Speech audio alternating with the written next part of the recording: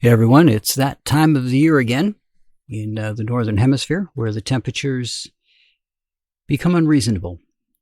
So this week what I want to talk about is things in your kit that you would want to keep for the weather. So having a good water bottle is essential. Another thing you might want to consider, depending on how long you're going to be out and where you're going to be, is getting a battery-powered refrigerator. Put it in your vehicle, and then if you need a cold drink, you have one available at any time. Stock it with some bottled water, and you're good to go. Or whatever your favorite drink that you use to restore what you're sweating out would be. That way, anytime you need to get a drink, it's there. You don't have to go hunt someplace down to go get one. You have it available. They make backpacks that will hold water. If you're going to do that, this is kind of a double-edged sword. You can put some ice in them, maybe, if they open up enough. But the problem with that is it's going to be on your back, and unless it's got really good padding between your back and the water bottle, it's you're going to feel that cold on your spine. So you may have to refresh it again if you've got a refrigerator. Just take another bottle of cold water in there, pour in what you think you're going to need into your backpack, and just carry the backpack around to be able to take a drink whenever you want. Blender bottles and other bottles of that nature, the sports bottles, usually have a way that you can hook them to a carabiner. And that way you can just strap it up and carry it with you, and then you don't have to worry about having something to drink. You've got it with you. It's attached to your belt. It's attached to your camera bag, wherever you need to attach it so that you can just grab it when you need it. That said, don't underestimate the power of the sun, which means having a hat. If you're going to be doing a lot of outdoor shooting, bear in mind that you may want to protect your neck and your nose and your arms, depending on how much skin you have exposed. And to do that, you're probably going to get a good sunscreen of some kind. You're going to want to go with a sports one, because outside, you're going to be moving from shot to shot and place to place, and that's more activity than just sitting outside.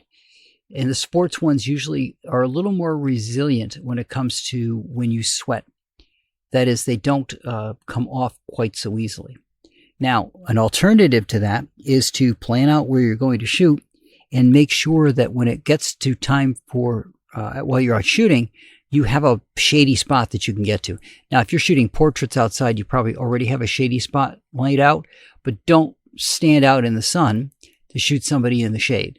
And if you can get in the shade with them, do it. It'll be easier for you to get the lighting, but it also keeps you out of the sun and keeps that exposure down.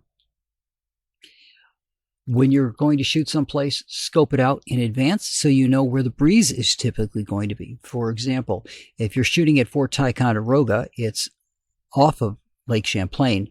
The arched entry into the fort becomes a wind tunnel most of the year.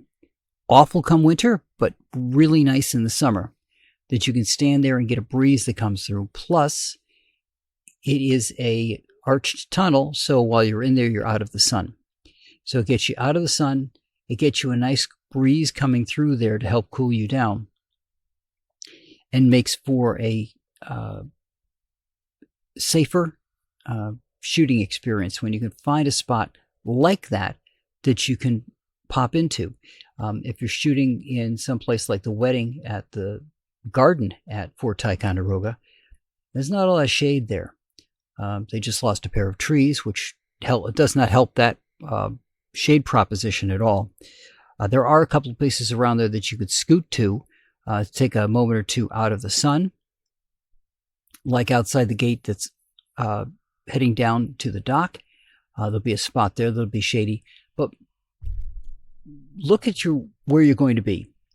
Get aerial photos if you can. if you can't just go there and see the site in advance, and plan out where you're going to duck to get out of the heat, to get out of the sunshine. Just someplace that you can cool yourself off so that you're not getting overheated while you're out taking the pictures. This goes for your equipment as well. Cameras are not white. For the most part, cameras are black, and a camera being in the sun is going to heat up.